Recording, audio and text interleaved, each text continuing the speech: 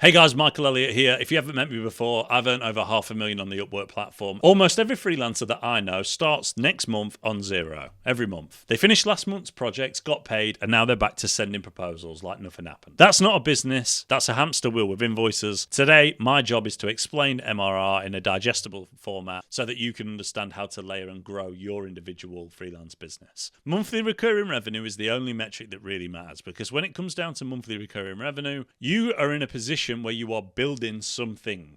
And there are many different nuances to this that benefit you as a business owner. You can have a certain baseline that you want to stay at and then have a lifestyle business. You can continue to grow and hire more people and scale the business that way. You can do whatever you want to do. But one thing that you know for a fact is that every single month when you look at your dashboard, your invoices are all going to land. You're going to have X amount of dollars inside of it. And your competitor is going to be chasing 50 proposals like a dog chases a bone or chews a bone. And this image illustrates it perfectly, because if we take Freelancer 1, two of these freelancers doing exactly the same thing, just a different model. Freelancer 1 takes one-off projects. He sends 50 proposals, he wins one project, that's $2,000, takes him a couple of weeks to complete it, he then starts over, sending proposals again. His annual earnings are $24K, 12 separate projects, 600 proposals. This is a simplistic way of looking at it intentionally. So 12 separate projects, 600 proposals. Now, when we compare that to Freelancer B, he has retainer clients. So he still does the same 50 proposals, and he may very well still do the first 2K as part of that project. But what Freelancer B has learned is that you prime the client from day one for a long-term retainer. You drop a few things in about upkeep, maintenance. It doesn't matter how big the retainer is, as long as it is a retainer. You are constantly tailoring your sales pitch towards that client going onto a long-term retainer for you, whatever your service is. Like even web developers, hosting. Like they have makeup and markup on hosting websites. It's crazy. And if you're Freelancer B and you figure this out, what happens is you have client A come through the door, $1,500 a month in recurring revenue. Then client B, $1,500 recurring revenue. Then C and D doing the same thing. They all pay simultaneously on the first of the month, pro rata or whatever. But every month, even if they send 0 proposals after that, you are in a position where, after month 4, should I say, you're in a position where you have 4 clients, 0 proposals sent, and your annual MRR, if you can retain them, is $72K a year. The difference between those two individual things really isn't much. It is a technique and a strategy being deployed properly in order to be able to build that MRR. Now, what does this look like that might look a little bit more familiar to you? Let me draw this out. This is the months of the year, and this is the amount earned. Now, what you're going to see if you are a normal business that runs on a single project retainer and doesn't focus on MRR is this, the roller coaster. Every month like this, I'm going to run out of space to show you, but you can have really good months, but then you back down again and you just end up on this sort of roller coaster of inquiries and projects. You win a project, that's great. This month was really good. So here we made some big dough. It was a great month. But then that client's gone and there's no monthly recurring revenue. Whereas what it should look like is this. If you draw the same similar graph and you have month 0 here and this is month 1, we get to month 1, we get a $1,500 retainer. Then month 2, we get another $1,500 retainer. Same again, same again, same again, same again, same again. And I call this the roller coaster versus the staircase method. That's the two different ways as a freelancer you have opportunity. You can either build it like a staircase and add on blocks like Lego, building blocks, add them on, or you can literally sit fighting for projects, quoting for one-off projects, even if they are larger in value, doesn't mean that as a prolonged effect, you're going to make more money. It actually doesn't. It means the complete opposite. I've seen people take on projects maybe like 3 times the size of mine, but it takes them 3 times as long to do it, and they don't have the monthly recurring revenue. So once that project ends, they end up stuck on the raft. Of course, the ideal sort of gap here is that you get an extremely large bag of money for a project, and then they become MRR, and that's perfectly doable. I do it all the time. But when it comes down to your strategy, it 100% needs to look more like this on the right. Now, of course, for the realists in the room, you are going to see some downward steps. You're not going to have your best month on record every month, especially as you get further and further in. It all depends on your activity, the inbound, etc. But what will happen is you will see, with the staircase approach, a line that goes like this. Whereas with the approach of a freelancer who quotes one-off projects and just builds them out for fun, you'll see a line that goes like this constantly. And if you're very, very lucky, you might have some sort of median where you continue to win jobs, but nothing is promised. Nothing's promised to this freelancer either, but let's fast forward and just say like 10 years. This client onboards one client a month. He's at 120 clients. There might only be 67 left with him, but this client here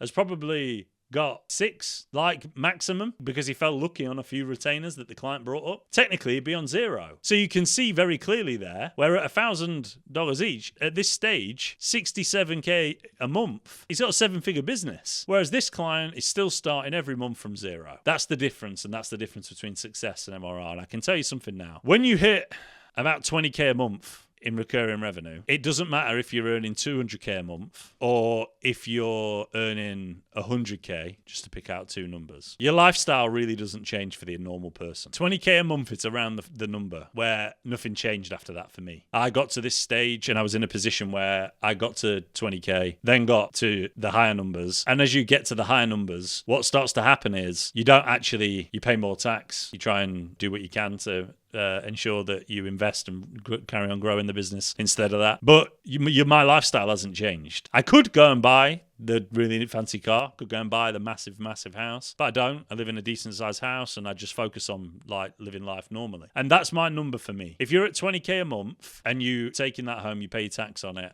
whatever's left, 12k, 13k, you live a perfectly good lifestyle. You can go anywhere you want in the world. You can do whatever you want to a certain level.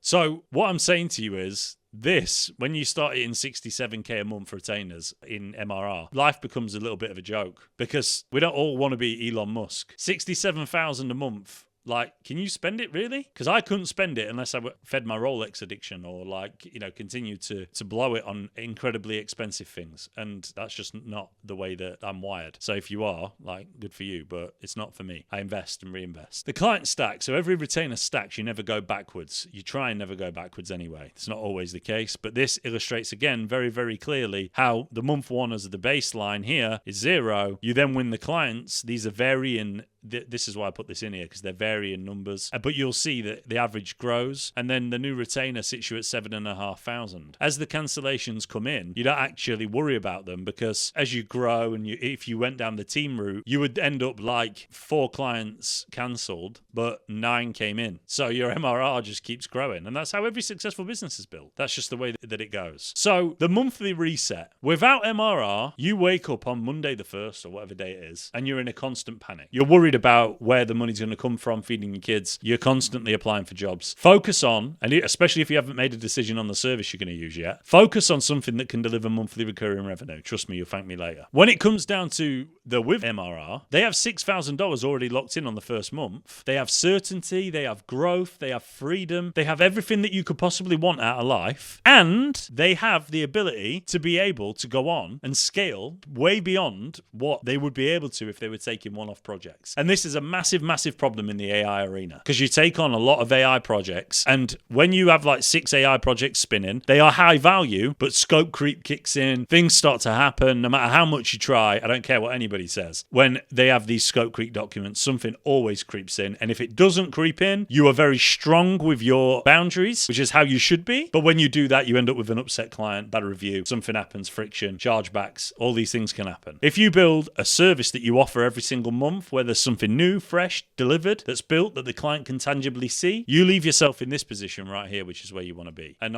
obviously on the other side is the position without MRR where you don't want to be. Now, realistically, some of you watching this video will have a lot of money, some of you won't. And some of you will have a lot of MRR, some of you won't, some of you won't even have a skill set yet. But this is what you need to do. You find a skill. This is you in this little box. This is you. You learn a skill. You put time into learning something that you know pays monthly recurring revenue. That is the only service that you should focus on learning. Monthly recurring revenue services. Nothing else. Anything else, just bin it. I don't care. Monthly recurring revenue. You then take it to platforms like Upwork, like Facebook groups, like I mentioned before, like cold email. You take it to these individual areas and you start trying to win clients from them. And yeah, you'll kiss a few frogs. No one's going to lie to you on this channel. But eventually, you'll win a few clients. Your Upwork projects start to progress. So when it comes down to your Upwork projects, you've done a little bit of cheap work than what you would do. You've underquoted, but you've now got 10 projects that have 5-star reviews on them. Not only that, 7 of them went on to, well, let's say that the projects close. It depends on that, because obviously to get the 5-star review, the project has to close on Upwork. But let's say the first 10 close after a while, but you've still got 20 left in the bank. You've got monthly recurring revenue that you can count on every single month, probably definitely totaling 5 figures plus. Okay, so 10K plus per month. And you focus on delivering a good service to that client so they don't leave. In the very same way, if you're posting in Facebook groups, which is something I strongly advise, Facebook group activity is really important. It's like a base level of brand awareness, but you have people coming to you. Trust me, I still get DMs to this day.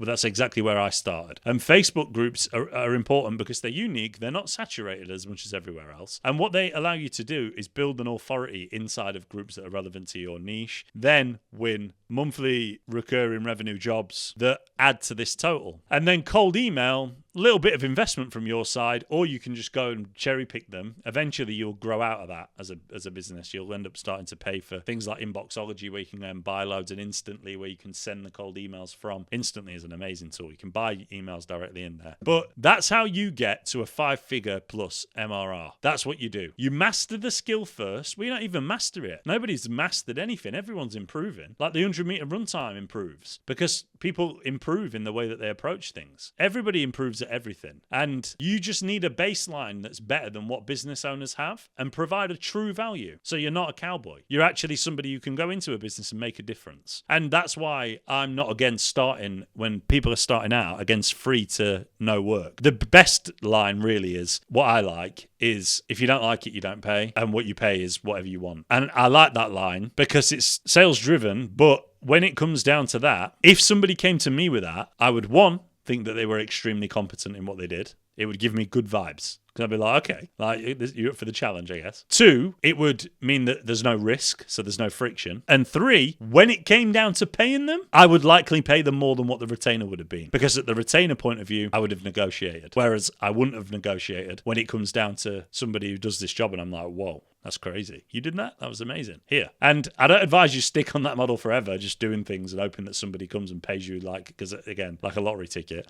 But that's a great way to get off the ground. Do it for a lot less than your competitors, for testimonials, video testimonials, 5-star reviews. You don't understand how far that goes. But monthly recurring revenue is the key to every freelancer success. Whether you want it to be classed as a business or not is up to you. But if you have MRR, you have a business. If you don't have MRR, you might have a bit of credibility, you might have a bit of brand awareness, but you have no money on the first of every month. So I want you to focus now on driving monthly recurring revenue, because it is the only thing that matters. Hit like, hit subscribe, in the comments, drop me a message if MRR is something that you are focused on, or if you've gone for volume of projects, because it's really important, not just to me, not just to you, but to everybody who's watched this video. They need to know that they're not on their own, because I've been on the hamster wheel and I've been off it, and trust me, being off it is a lot better. My name's Michael Elliott. I'll catch you in the next one.